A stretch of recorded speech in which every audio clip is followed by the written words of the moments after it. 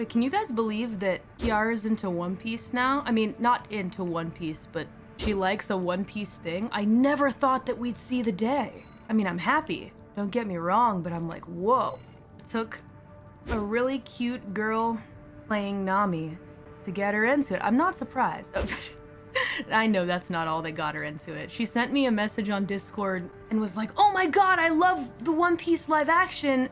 It's like charming and funny in like all caps. She was really excited about it and it made me happy because I was like, oh wow, this is the development that I thought would never occur. No, not a Nami cosplayer. It was, I believe it was the stage performance. Anyway, that's pretty cool. I think that's neat. Make your dreams come true. Yeah, pretty cool though. It's a pretty neat story, I think. But everything about One Piece I think is a pretty neat story. But yeah, I'm happy. I'm excited to talk to her about it. I want to get her full thoughts and opinions. But yeah, I want to talk to her more about it. I want to get her full thoughts because I'm quite pleased with how the live action turned out. I think it's quite good. I think it's about as good as they could have made it, which is more than anyone can ask for, ever.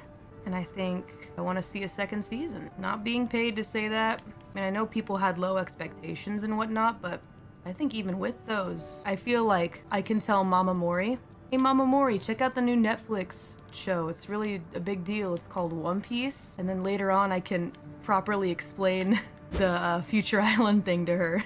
You know, from a complete, like, honest standpoint, I wouldn't call it perfect, and I don't think a lot of people would. And I think that's fine, because it doesn't really need to be. And what's interesting is that I feel that, you know, a lot of people are talking about, like, the plot changes, etc., and whatnot, because they did change a lot. They changed a lot of things. But what's interesting is that, you know, on the internet, usually if something is kind of hot garbage, you get a lot of, like, people just talking trash. But I see a lot of really good discussion, like actual real discussion happening in regards to that. It's made for some actually interesting and thoughtful conversations. I was just kind of shocked. Yeah, there's the Garf subplot thing. I think that was a choice. From what I read, that was also something that Oda was hesitant about. Apparently, that's the word on the street. I think some things like that are to be expected. It's good to temper expectations. The fights were shorter, but what I will say about the fights is that the Sanji and Zoro ones were really well choreographed. And so was the first one with Nami, Luffy, Zoro. That was really cool. Sanji, my goat. Yo, the guy that they chose for Sanji, that dude is actually Sanji. Like, I think that he's just Sanji reborn into our universe. It's just him. Did he have the curly eyebrow though? I kind of wish they gave him that. But I get that they wanted to make it more realistic, you know, more like people that you might be able to find in a universe adjacent to the real world. I get it. But I kind of wanted the curly eyebrow. I didn't see any curly eyebrow. Sage. But the fact that he did all his own kicks too, so awesome. They made Usopp too cool.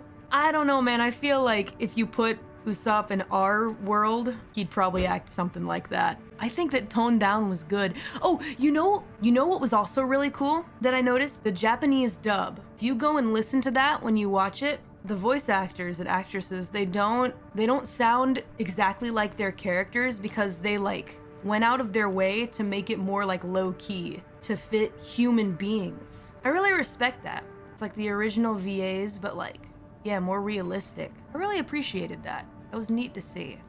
This is my emblem. This is like the first Jolly Roger that Luffy made.